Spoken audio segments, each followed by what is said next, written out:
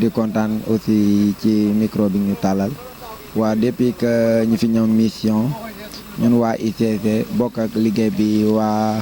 xidmatul xadim vraiment liggéey bi jaar na yoon parce que saa bu ñu présenté wu rek dañuy fekk ñoom ñu génn ba pare toog di ñu xaar te ñoom moom vraiment li ñu liggéey naaj na def nañ engagement total vraiment ñun tamit aussi ñun chauffeurs yeeg gars yëpp kontaan nañ vraiment ci seen engagement vraiment kontaan nañ li ma gën a yéeme sax ñoom duñu sonn vraiment loolu naaj na di ñaan yàlla li jëm kanam te tamit mission biñ fi ñëw ñun ñoo ci gën a kontaan ndax ñëw ci màggal gi participer fekk leen tamit ñu nekk ci yàggoon cee nekk it dafa nice rek vraiment ñun waa ICC tamit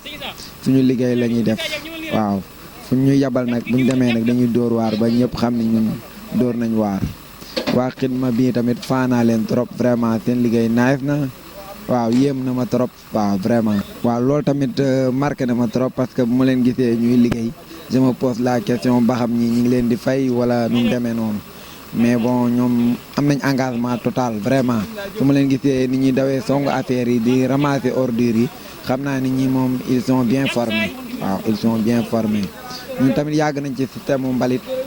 mais tamit dañ ñoo formé woon mais tamit ñii bu ma leen gisee ni ñu engagé woon tamit xam naa ne ñoom ils sont bien formés